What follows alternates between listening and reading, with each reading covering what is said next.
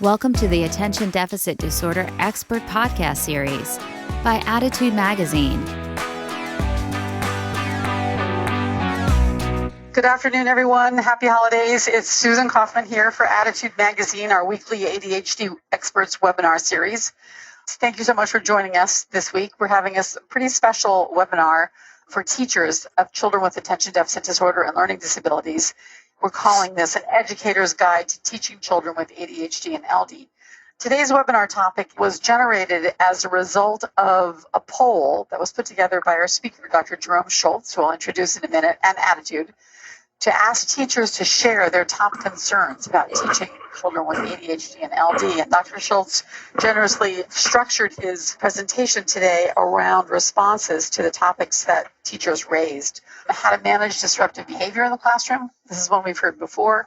How to modify assignments to match the kids' learning styles and especially the needs of children with learning disabilities or ADHD. How to really implement IEP accommodations and 504 services during what for every teacher is a really busy and time-constrained day. How to explain ADHD to children's classmates and to parents, and how to defend kids when they're mislabeled. And finally, a topic that Dr. Schultz is extremely helpful on is the impact of stress and anxiety on learning and behavior in the classroom. Let me introduce Dr. Jerome Schultz. We are so honored to have him. He is a clinical neuropsychologist for over 30 years on the faculty of the Harvard Medical School in the Department of Psychiatry. He's a former middle school teacher himself, and he's the author of a really wonderful book called Nowhere to Hide: Why Kids with ADHD and LD Hate School and What We Can Do About It. For more information, you can go to his website, www.jeromeschultz.com. And let me turn this over to Dr. Schultz and let him start his presentation. Thank you.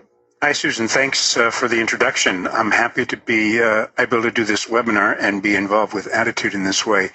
Welcome all the participants in the webinar today and those of you who join us virtually later through the podcast. Happy to have the opportunity to talk with you about some things I feel very passionately about. I think the idea of getting questions in advance from teachers across the country is a really helpful way to set up a platform to deliver some concrete, practical information. I know a lot of you know a lot about ADHD, know a lot about learning disabilities.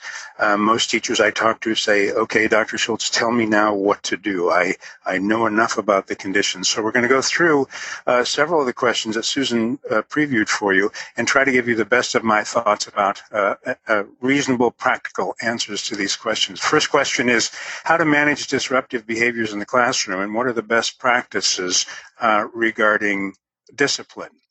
And so my answer is couched in terms of discipline. I have, if you've listened to me before, if you read some of the things that I've written both for Attitude and other places, I've got a very strong feeling that a lot of the behaviors that we see in kids are due to, are really escape behaviors, where kids are really trapped in a situation over which they feel they have little control, and it's a natural thing for them to try to get out of the situation. And sometimes we see behavior that's inappropriate or disruptive to us. So I get a little bit uncomfortable when I start talking about discipline. So let me share with you some strategies that I think will help you look at this in a bit of a different way.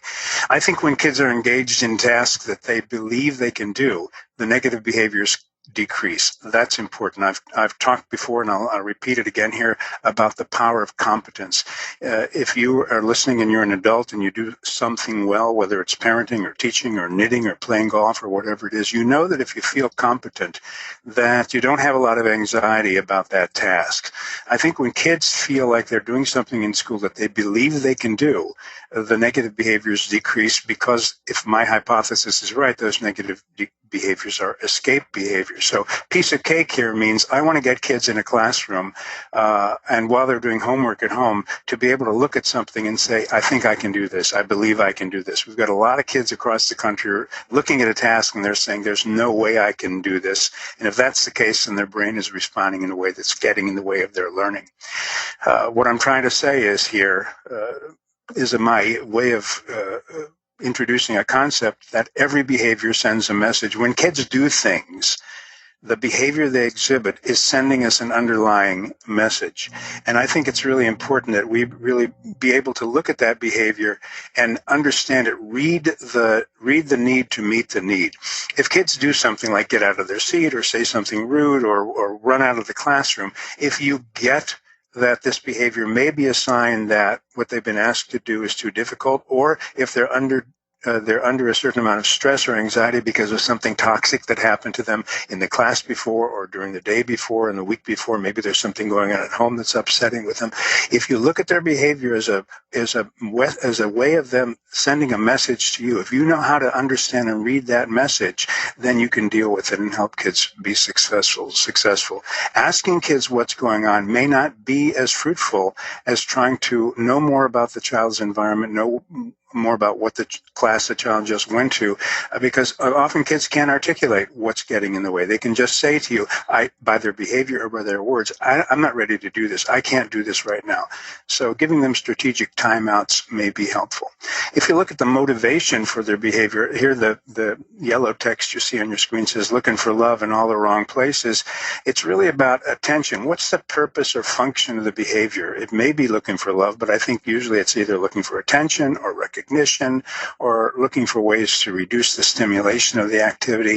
If we think about the purpose or the function of the behavior that the child's exhibiting, and then give the kid another opportunity to meet that purpose, achieve that purpose in a more acceptable way, will eradicate a lot of the behavior. And the question won't be about discipline. It'll be about the joy of what we see kids doing.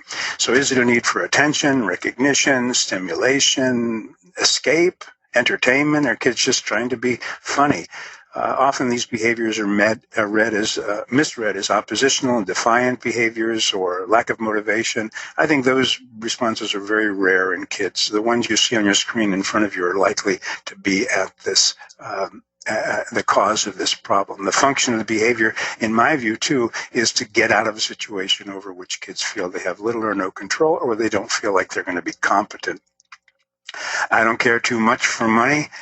Because why? What does that mean? Sometimes we use behavioral approaches to get kids to do things. We offer them incentives, or we say, if you don't do something in a certain way, something good will be taken away from you. Those are effective behavioral practices. But if we've got the wrong strategy in place for this kid, the incentive won't do much good. If you as an adult, let's say, are afraid of swimming, if you don't swim, and I put you on the side of a pool in which the water is 15 feet deep, and I say, I'll give you $1,000 if you let me push you into that deep end, you might not even take the $1,000 because the incentive there is not going to match your fear. It's not going to override your fear. I like to say sometimes you can't M&M this underlying need out of a kid. You can't use behavior modification just to make the problem go away. The question here is there another way this need that the child is exhibiting can be met? Is there some other platform? If it's the need for attention, put the kid on stage. Let the kid tell a joke a day. Let the kid create a video that's funny and get attention in that way. But limit the amount of time a child has in a classroom to do that kind of on-stage behavior. But I think it'll go a long way if you let the child exhibit his need in a way that's acceptable to you as a teacher. Dennis the Menace famously said in one cartoon by Hank Ketchum, by the time I think about doing something, I already did it. A lot of kids are impulsive as a part of their ADHD, so they say things, they blurt out things, they do things that they really haven't thought enough about yet. And I think you have to factor that in. It doesn't mean you can excuse the behavior, but it does mean that you can say, okay, Johnny, Susie, I understand that, and we've talked about this in private. I know you have a condition called ADHD. I know that impulsivity is a part of your profile. You've just done something right now that's impulsive. Would you like to fix it? Give kids a chance to repair things they've done impulsively, because that's part of this condition. Over time, they'll get better at this, but sometimes they engage their mouths before their brains are in gear, and then they look silly, they feel silly, and then the next thing you see is a behavior that's trying to cover up the embarrassment that they feel. So think about that when you're working with kids. The other question that came up, next question that came up, was how can I create and modify assignments to match the learning style and the needs of kids with ADHD? Well, that's the goal goal, isn't it, of creating an accessible classroom where differentiated instruction is happening? How do I create and modify assignments to match that need? We talked just a moment ago about kids who are impulsive, which is one of the hallmark characteristics of ADHD. If you're impulsive and right, you're a winner. If you do things quickly without a lot of thinking, but you're generally right, you're a winner. So you try to give kids the answers to questions in advance, or give them the chance to find the answer to a question in advance, so the content that's behind their tongue, the contents in their brain is going to come out right instead of coming out wrong. Thinking on your feet is an asset for all of us as individuals. These kids do it really well. Kids with ADHD are often hired because of the combination of being impulsive. That is, they don't wait around to think about the consequences, but they're really, really bright. So they say things that really help move a project along or an idea along. If you're not sure that they've got the content that's going to help them, you have to give kids a chance to stop and think about what they're going to say. And you can say that directly. I'm going to ask you guys a question that's really important, but before you blurt out an answer, any of you, I want you to think about it and raise your hand. Let me know when you're ready to give an answer. That's a way to kind of stop that impulsive train from coming down the track too fast. You can do what I call buddy checks. We also use the term think, pair, and share.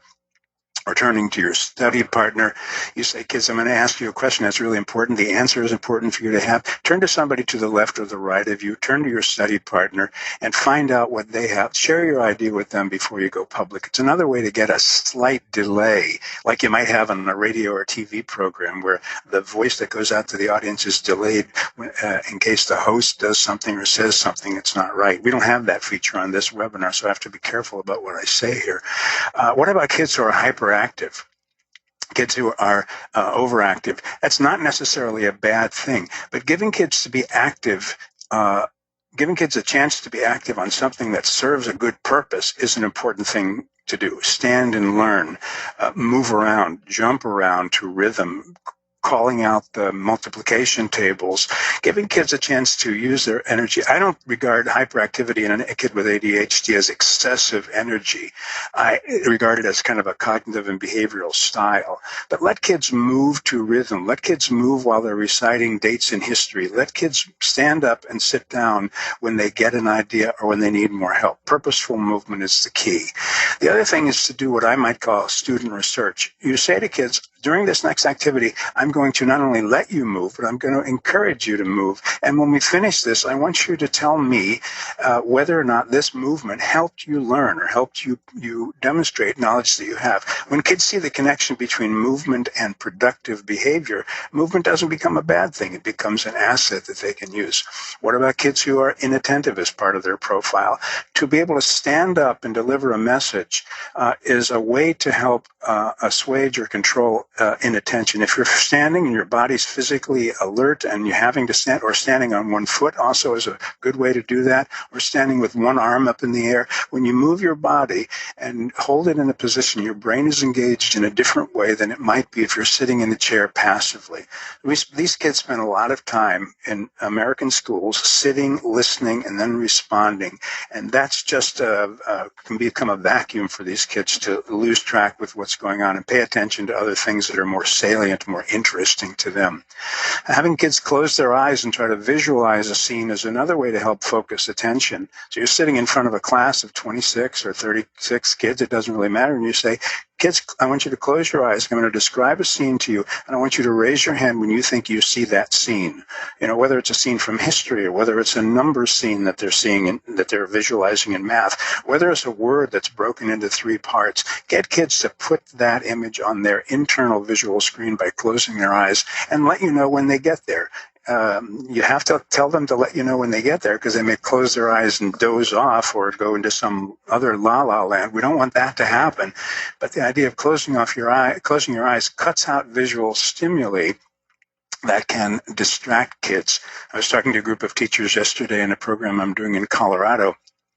And they built a new school that has a beautiful view of the mountains out the back of the window.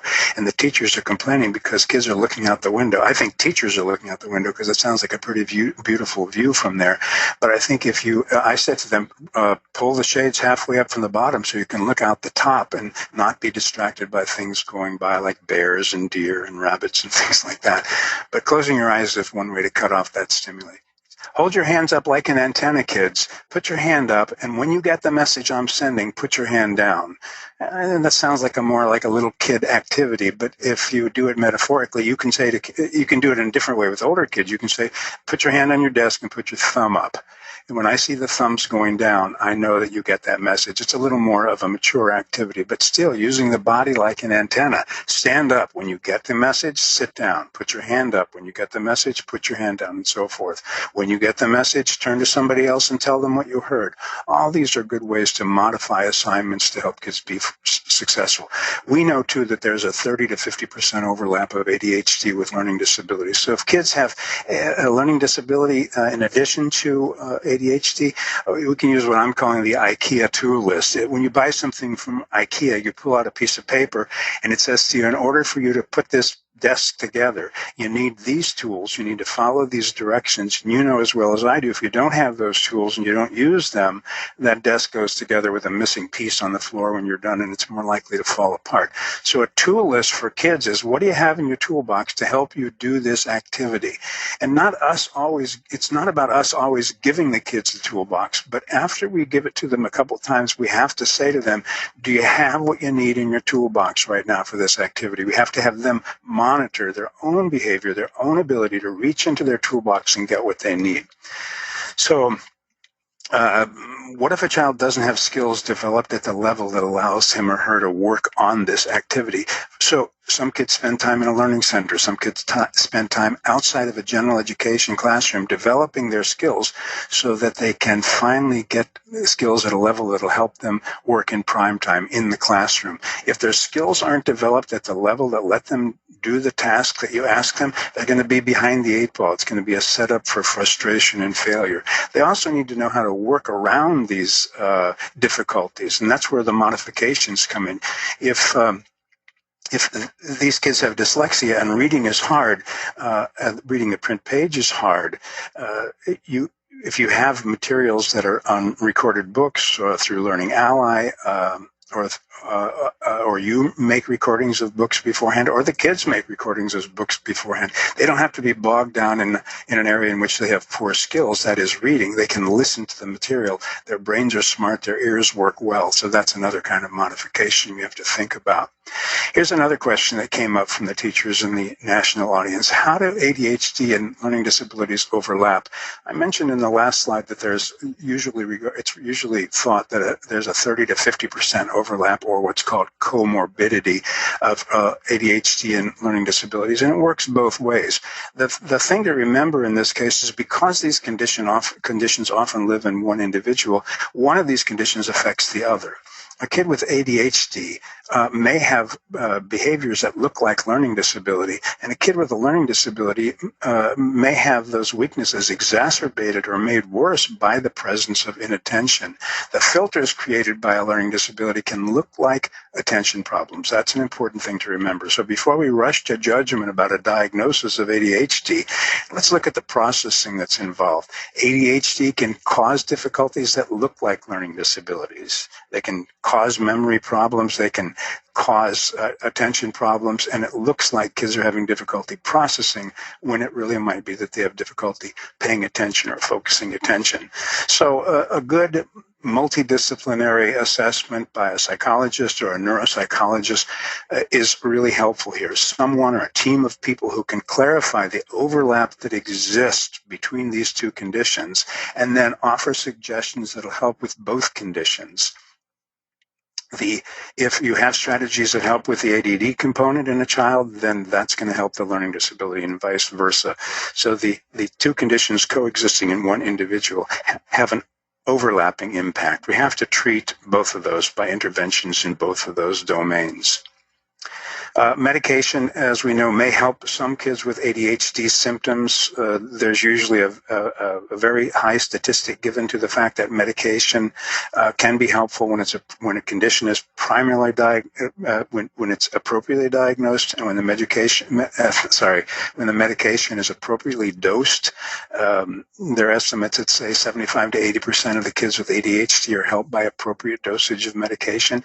The opposite is not true of learning disabilities. Medication is not going to help a learning disability. But again, you can see how if you have a kid who has the combination of ADHD and LD, that medication may be a way to lessen the impact of the ADHD, at least temporarily, till the kid gets the skills he or she needs to be instructed. So that relates to the next comment here.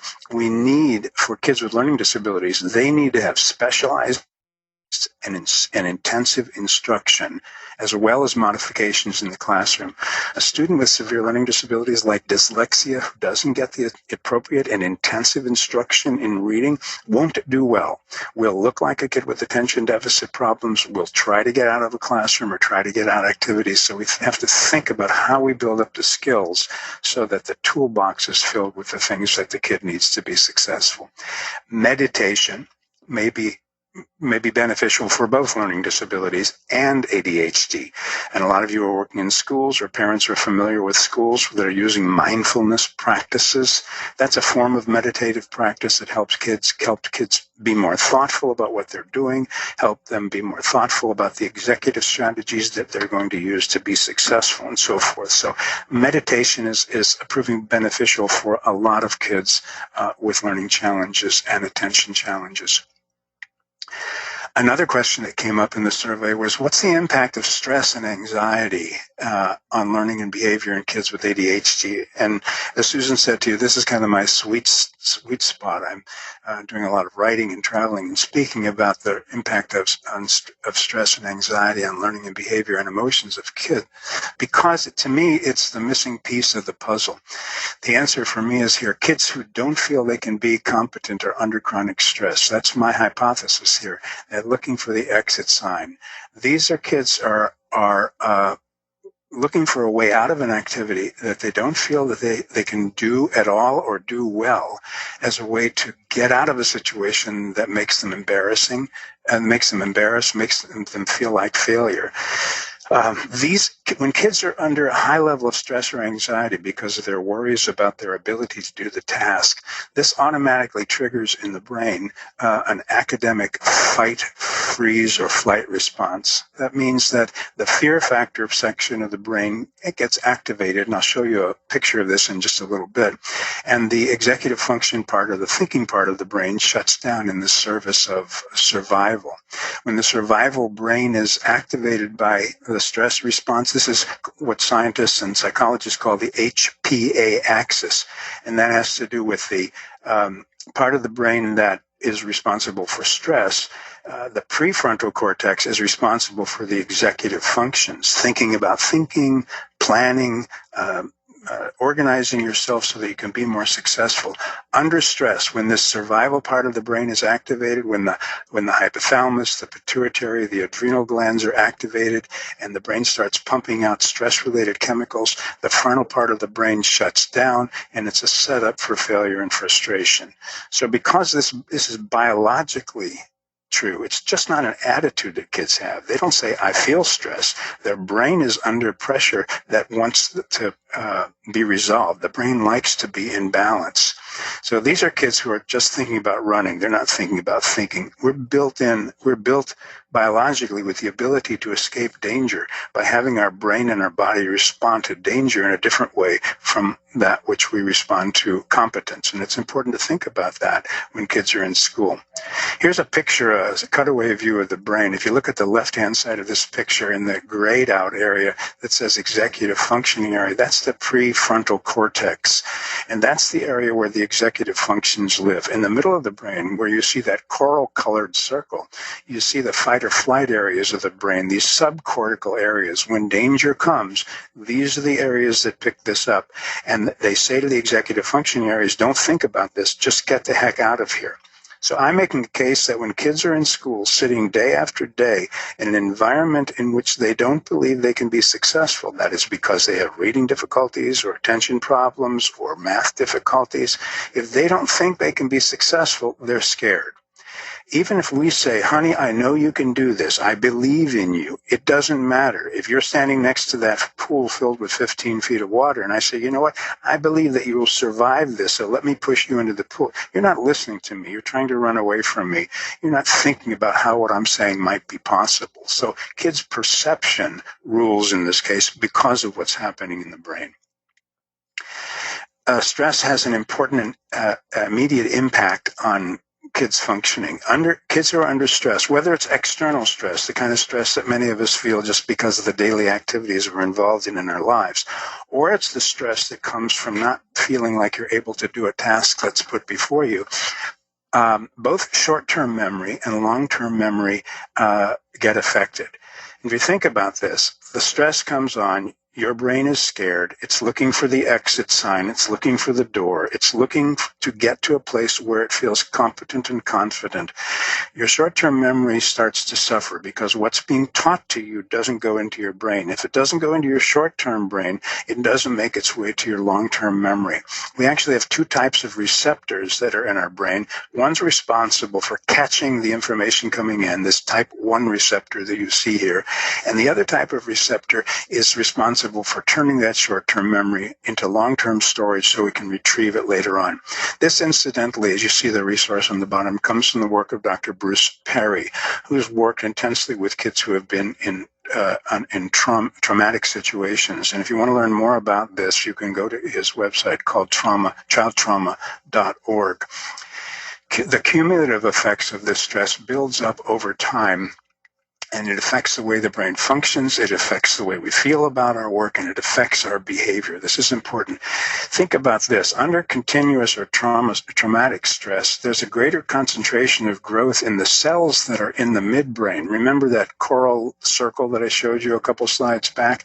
That's where the emotions live. That's where the survival mechanisms live. That's the part of our brain that increases our heart rate when we're under stress, that dilates our eyes so we can see better in dark if we're facing a danger in the dark, that regulates our blood flow, takes blood away from our stomach, for example, and sends it to our legs because we don't need to worry about digesting food, but we do need to worry about running.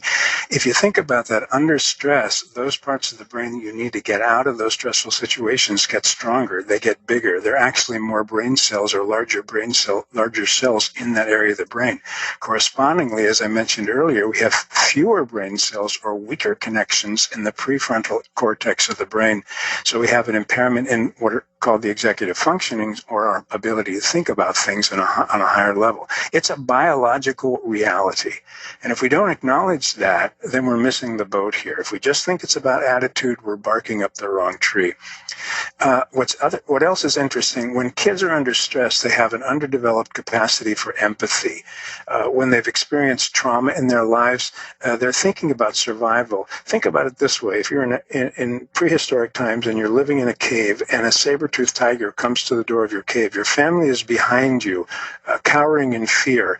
You care about your family, but you're not really thinking too much about how they feel. You're thinking about how to get rid of that tiger, how to slay the demon.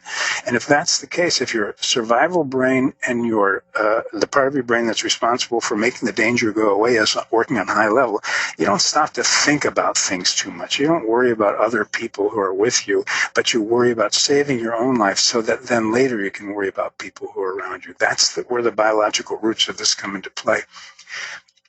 The other thing that's interesting about this phenomenon, this biological phenomenon, this HPA axis, that when it's activated a lot, these kids become hypersensitive to cues of what are called perceived threats. If they're looking for things that look like, smell like, sound like, anything that scared them before. So they've got this quick trigger response for survival behaviors. So if you open a book in a classroom, a kid with dyslexia who hasn't learned to master her dyslexia is looking at that book as a toxic stimulus. She's going to say, uh-oh, here comes trouble. And her brain is primed to respond to that in the same way as if the book were a saber-toothed tiger. These are kids the kids who are under chronic stress or kids who have experienced traumatic stress are likely to be impulsive. Think about that. Overdiagnosis for ADHD caused by a lack of our willingness to look at this as a possible reaction to stress. These are kids who might be more aggressive, kids who act out, who reach out and touch other people in inappropriate ways, or kids who become withdrawn, or kids who become depressed.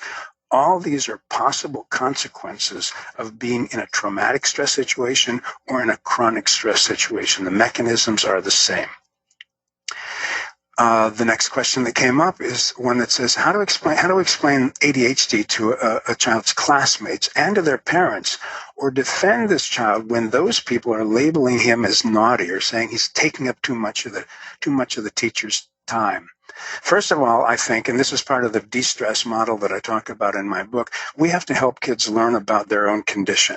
If kids have the ability to describe their own learning profile, whether it involves learning difficulties and learning challenges or attention challenges, the more kids know about their own learning and the better they can articulate it to other people. You don't have to defend this kid against anybody because this kid is standing up and saying things, like, I have this condition. For some people, it's a disability. For me, it's a challenge. I don't let it get me down, but there may be certain behaviors that I exhibit from time to time that are related to my disability. I'm not using this as an excuse, folks, but I'm just telling you about the reality. And when kids can stand up for themselves and self-advocate, there's less likelihood that other kids, classmates, and other people outside the school are going to ask questions about this. We can have kids make a drawing of themselves representing their strengths and weaknesses. We can have them make a YouTube-type video starring them either looking impulsive and then looking controlled, which is a really good intervention technique too, to have these kids act out appropriate educational behavior and inappropriate behavior and laugh about the difference.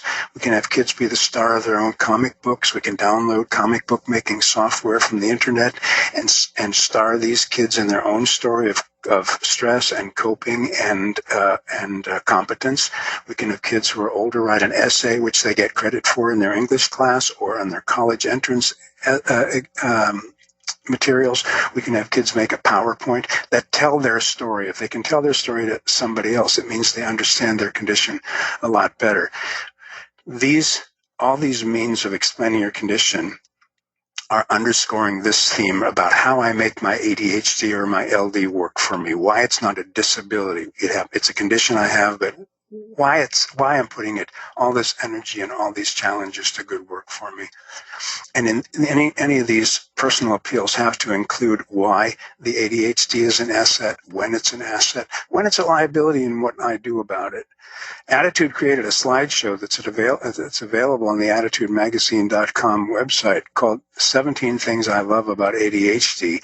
It's a great compilation of positive attributes and a lot of strengths, including a couple like this one. I have the ability to focus very intently on things.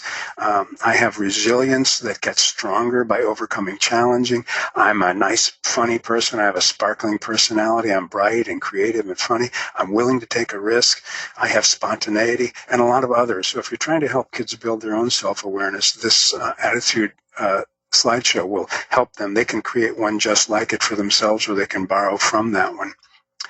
I also encourage you to borrow the language of my friend and colleague, Ned Hallowell. If you remember, he's the psychiatrist who wrote the book along with John Ratey called Driven to Distraction, in addition to many other publications and webinars. And Ned says he thinks about ADHD not as a disability or as a deficit, but rather as a trait, a way of being, he eloquently says. It's characterized by a host of qualities, some positive, some negative.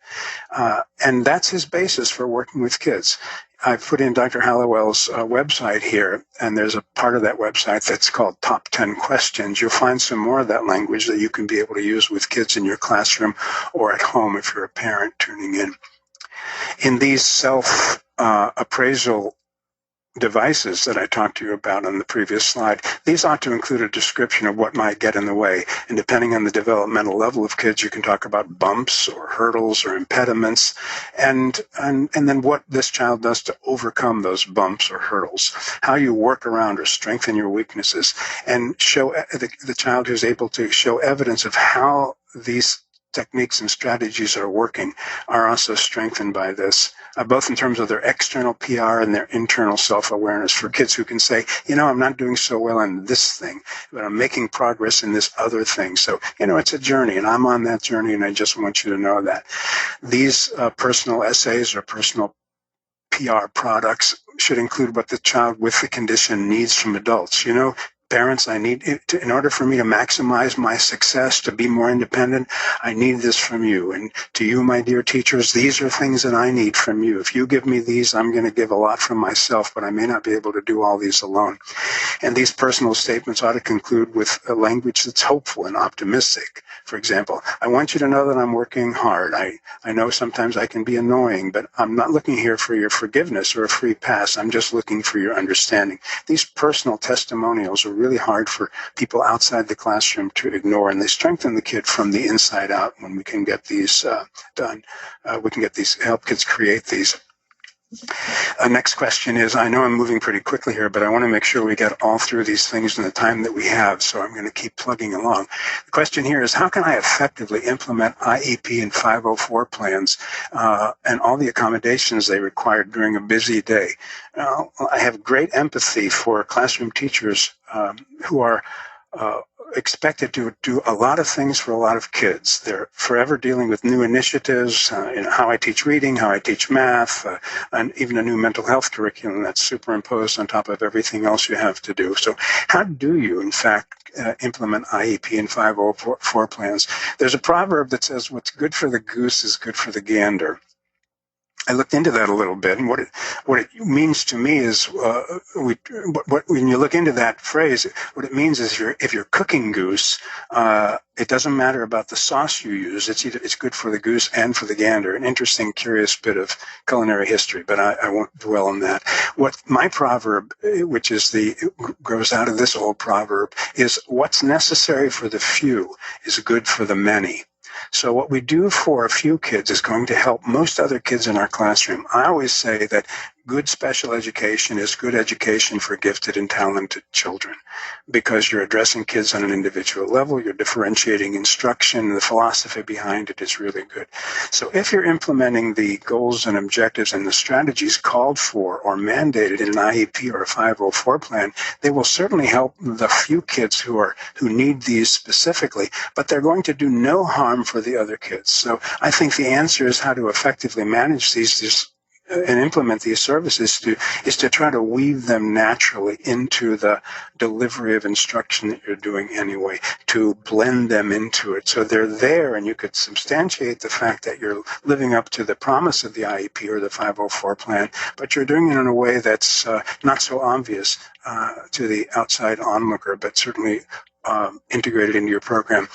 I agree that differentiated instruction is very hard in contemporary classrooms because there's so much of a focus now on meeting curriculum standards by a certain deadline. I can't make that go away. I'd like to be able to make that go away, but I think but it's a reality that we have to live with. Teachers are judged by their ability to deliver a certain body of knowledge in a certain amount of time, and that's a situation that it might have improved the performance of a lot of kids across the country if we're thinking about in terms of national norms, but it puts teachers and kids under a lot of pressure, which I think gets in the way of learning. That's my bias, but again, it's a reality that we have to live with. Weaving in these mental health strategies and weaving in social and emotional learning skills within a curriculum, an academic curriculum that's being delivered, that's the challenge of teaching today. I think, though, that all kids will meet these intense curriculum deadlines faster and more effectively when a teacher engages their kids in their own learning and when he or she embeds social and emotional learning strategies into the curriculum. And I think that's a challenge, but it's one that I think will help meet the demands on both sides of this coin. So I talked to you about having practical strategies, and I know you're asking, okay, great for you to say this, Dr. Schultz, but how do I do that? How do I get to that? A universally applied and helpful strategy that can meet the needs of some kids while meeting the needs of all kids can be modeled in this kind of dialogue. You say, if you're a classroom teacher, you say, hey, kids, nice to see you again. Glad to have you in the class. Looking forward to what's going on. Here's our tasks for today, or here's our objective for this week or for this next period of time.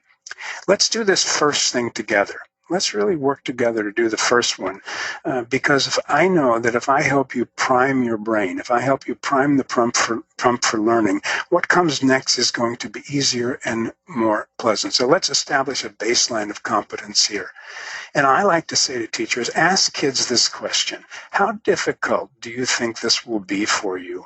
And we use scales in a lot of ways in education. If you think about a 5-point scale here being the fingers on your hand, a really difficult task is when a kid holds up 5 fingers and says, wow, that's really difficult, kind of in your face. That's an important question to ask. If a teacher sees that 3 or 5 or 10 kids in the class think this is very, very difficult, doesn't mean you have to make it easier. But then you ask the question, how able do you think you are to do this? Use that same scale again.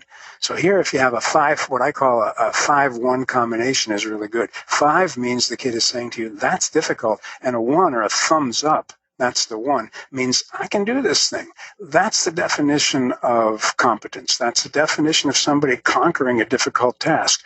What I worry about is a 5-5 combination. Kid holds up his hand and says, this is way, way, way, way difficult. And then how able am I to do this? That's also a 5. I don't think I can do this at all. Those are the kids that you need to differentiate your instruction and your attention for, because those are the kids that are saying to you, I'm stumped here. I'm stopped. Those are the kids whose brain are most likely in fight or flight mode.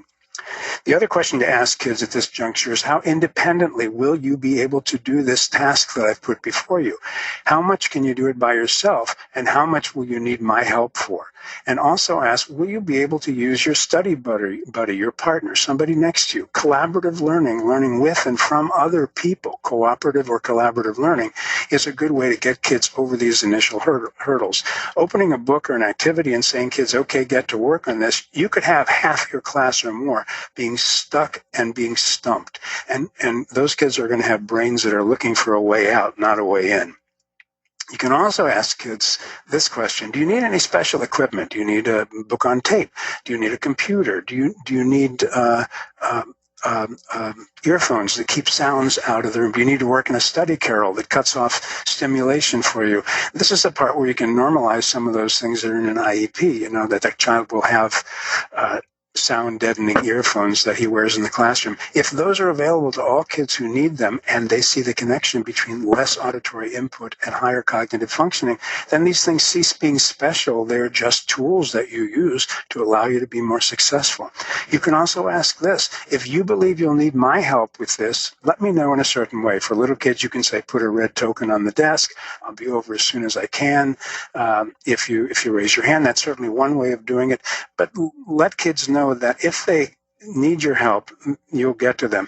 You can use a 2-color system in this way. You can say, put a green token. All kids can have these in their desk if they're little kids. Put a green token on your desk. That means you need a little help, but you've got something to do in the meantime until I come to get to you. If you put a red token, it means you're dead in the water. It means you can't take a step farther without my assistance. I'm going to be looking for, if you're a teacher, you say, I'm going to be looking for those color cues. I'm sorry. This assumes that kids on IEPs and 504 plans are educated about their own special needs. They're educated about what's supposed to be done to support them, and they're educated about what they should be doing to help themselves achieve. This often doesn't happen. If IEPs and 504 plans are just documents that end up in a child's folder or show up in an IEP or a 504 meeting, they're not being used in a way that can fully be used. I just talked to some teachers yesterday who are having kids in as early as 3rd grade run their own IEP meetings in a public school out west. That's a pretty nice thing, and they're groomed and taught how to do it. As a part of that, they're educated about their condition or their disability. They're educated about their self-advocacy skills. They're showing those PowerPoints or reading those essays that I talked to you about earlier. If we engage kids as their own advocates, a lot of these things will be less necessary. Another question. I'm concerned about the primarily inattentive kids who fall through the cracks. Because these students who have ADHD inattentive type are not disruptive, it's easier to ignore their unique needs. What can I do in the classroom to help? And I've given you some suggestions already, but here are some other ones. Close your eyes, kids. I'm going to talk to you. Clear your brain. That's a conscious effort to say, make your slate clean for what's coming next. Put this scene in your head. Raise a finger when you do this. If kids are inattentive, these and the other physical strategies that I talked to you about earlier can help with this problem. You can create activities that demand more attention, physical engagement, for example, measuring something, walking out a shape in geometry on the floor, holding hands to form a shape by making human bodies into the shape, engaging large motor systems versus sitting around and writing at your desk. Collaborative writing helps some kids. What I mean by that is you have a story starter. One kid writes something or dictates something about the story, passes that piece of information to another kid sitting across or next to him. They add to the story, passing it back and forth. If you have kids who get out of attention by writing their own essay, having kids share an essay and trade back and forth yields a really funny or interesting or more creative product, but it also gets kids more connected cognitively to the task. I've talked to you earlier about think, pair, share, turn and learn, learning buddy. Engaging kids in cooperative and collaborative learning is one very easy way to help kids stay focused. And when kids are isolated in their own learning, when they're in their own corners trying to figure things out, that's a time when attention can wane and attention can drift. Ask kids frequently, is your brain engaged? And I've said this before and I'll reiterate it here. Stand up until you understand what you need to do. Sit down and get to work. Those physical cues that kids are really connected to you rather than assuming that they're with you in this task. Say to the class, I'm going to ask you a question that I'm sure you know the answer to. And I wrote that specifically in that way. This reduces the stress response. If you say, I'm sure you know the answer to this, they're more likely to be engaged. Some kids might say, oh yeah, she always says that or he always says that, so I know that's a trick question. I'm not going to. Some kids, you can't control what they think, but if you set the stage for success, it certainly helps. You say to kids, when you have an answer in your head, put your hand up or turn to a partner, share the answer. Borrow his answer if you don't have one yet. This is another thing. If you're working collaboratively in a workplace and you don't have a solution to the workplace problem, good administrators, good bosses put people together to say, put your heads together and come up with one or two good solutions. Borrowing answers from other people is a good thing. And if you have kids who don't ever get to contribute, they're always borrowing rather than not giving, seed them a little bit before the class. Say, I'm going to be putting you in the situation where you're going to turn and learn with somebody else. I want you to tell me here in the privacy of the hallway or of my teaching office, what are some answers you might give to this question? Prime the pump a little bit so when you ask the question in class, this kid won't be overwhelmed by the anxiety of fear, but will be able to share the answer and feel good about it and look good about it for the same reason. What are some practical strategies that I can use to facilitate positive social interactions between students? Here are some things that I think are watchwords for this in terms of practical strategies. Don't set kids up for failure by putting them in situations that are too ambiguous. To say, okay, kids, I want you to sit down and use these materials and come up with a new game. Kids who are not sure of their learning abilities get nervous in situations like that, or they get off task. Or you say to kids, let's play a new game where you don't know the rules. You're going to learn the rules as you go along. That's ambiguous. Or, okay, kids, let's do something on the playground. Let's play this game that has only a few rules, but for these kids, chaos may rule. So make sure that the rules and the steps that need to be taken are clear, are written down, are understood by kids. Ambiguity breeds anxiety. For some kids, it's exciting. For others, it's brain numbing. Don't put kids in situations that are too stimulating. We send kids out to recess and we wonder why they're always getting into trouble. There's so much going on, so many places to get into trouble. Free play during the classroom, if you have I like to believe that you have some time for free play in the classroom with all the demands that are placed on teachers and kids today. But if there is free play, that's a time that's both anxiety producing because it's too stimulating and it's also ambiguous, especially for kids who have social misperception difficulties. Physical education games that are less structured, like dodgeball, miserable situation for a lot of these kids to be in. Don't put them in situations that are too competitive unless you know that they can compete. If you ask kids to do things that are likely to put their weaknesses in the spotlight, like being paired with a super talented kid, these are kids who are likely to shut down. Give kids short-term collaborative tasks that are within their ability range. Start the activity for everyone with what I call an asset liability assessment. What do you bring to this that's going to help you be successful? What do you bring to this that might get in your way? How do you strengthen your strengths? And how do you get around the liabilities? How do you lessen the likelihood that you're going to make a mistake during this task? Pair kids according to their temperament or their learning style. If there's a mismatch there, it's going to set up some tension between the kids. And there are great rating scales that look at learning style. I don't have references for you now, but if you look at learning style inventories online, you come up with a lot of things that can be helpful in this regard. After kids did an activity, help them evaluate those afterwards. You say things like this to them. What did Yvonne do that was helpful to you today? Or is there anything David could have done differently that would have helped you achieve the goal, would have made the activity more fun, would have made this whole thing better for you? Can you agree to try these things next time?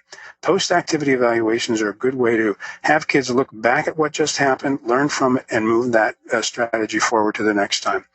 How to best work with parents of kids with ADHD. What are some guidelines for parent conferences, parent-teacher conferences? I know we have a significant group of parents listening today. I'd be interested to know if these things make sense to you. Parents are at a different stage of understanding about their child's differences. Some of them don't want to use the disability labels that have been given to their kids.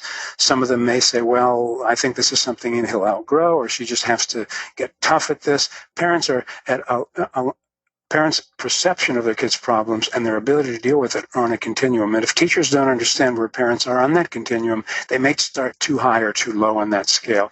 Parents, you can talk to your kids' teachers about where you are on that continuum of understanding, letting them know that you might even have more information that they have about your kids, or you may need to know more information, and asking them how they can help you learn more information and vice versa. Not all people who are adults who are in a parenting situation may be in agreement about the diagnosis. They may have different opinions within one family or the approach to helping kids. We have to know that if we're really trying to best work with parents and have a good parent-school dialogue. Many parents have a negative history with a school. A lot of these conditions that we're talking about have biologic genetic roots. If conferences in school have focused on weaknesses and problems, a lot of parents don't want to go in and hear that over again. The other thing is they may have had negative relationships with the school themselves. They may have found learning challenging. So the idea of a school conference is not a benign activity.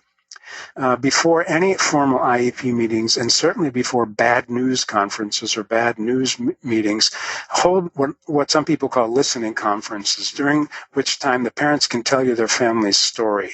This is not a time to share information about the child in the classroom if you're a teacher, but this is a time for parents to share their perceptions of their child, including his or her strengths. This is a time when parents can tell you what has been helpful in the past or not helpful in the past.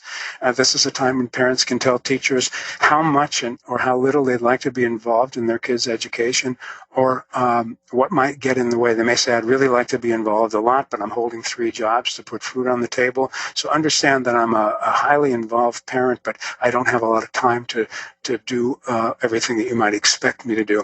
It's also a time for you as a teacher to talk about your philosophy and your approach, so the parents can understand what page you're on, so to speak, and get on the same page. If a face-to-face meeting can't happen with parents, try to write to them in a letter. Some parents have made a video of their family or interviewing one parent or the other for teachers to watch. You can do a video conference session if your school allows that to happen. There are different ways that are in addition to or instead of having a parent come to school for a meeting that may not be easy for them. Also, don't forget to reach out to the non-primary parent. A lot of times mothers have the duty or the responsibility of talking to teachers. Fathers may have a lot of good ideas. It may be a father who has primary contact. Just don't ignore or neglect the input of the other person, because they have a different perception and much valuable information that they can add to this. And also, I want to encourage you to make frequent good news calls. Hey, Mrs. Johnson, I'm just calling you to tell you what a wonderful thing Billy did today. Parents aren't used to hearing those calls, and kids do good things all the time. It's really nice to let parents know when those things happen. Well, I think I got in just under the wire here with 2 minutes to spare. That's the end of the formal presentation, so we won't have a lot of time for dialogue, but I want to encourage you to contact, and I think Susan's going to take back over and give you some information about how to follow up on this. But there are some ways to contact me here. I'm going to invite you to follow me on Twitter, go to my blog on Huffington Post and see some things I write about special education and other things. And if you have the opportunity to take a look at my book, I would appreciate that. It's now available from Learning Ally in recorded form for those of you who don't read as well as you'd like to read in print. That's it. Susan, back to you. Dr. Schultz, just a stunning amount of great information there. I know everyone's desperately trying to process it. Fantastic. People are commenting fantastic. Thank you. One thing I wanted to say to the listeners, I know many of you have very specific questions that relate to your child's or your classroom. And Dr. Schultz has very kindly agreed to answer some of the questions that he doesn't have time for today in our 1 hour. So I'm going to invite you to go back to the webinar sign-up page, attitudemag.com/webinars. Go to the page that announces Dr. Schultz's webinar, and at the bottom you'll see a question field.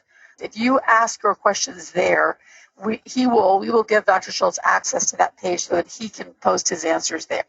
I think that's just a great way for everyone to share in their thinking and response to this extremely provocative and helpful presentation by Dr. Schultz. And again, let me repeat the name of his book. I can't stress highly enough how helpful this book is. Nowhere to Hide: Why Kids with ADHD and LD Hate School and What We Can Do About It. Dr. Schultz, I assume that's available on Amazon, right? It sure is, yeah. Yeah. And thank you again so much. So Dr. Schultz, Linda says, this is the best webinar I've attended thus far, and the other ones have been terrific, so that says a lot. Thank you. Fantastic. Thank you all for tuning in. Thanks, everybody. Have a wonderful holiday. Bye. Bye-bye. For more Attitude podcasts and information on living well with attention deficit, visit attitudemag.com. That's ADDITUDEMAG.com.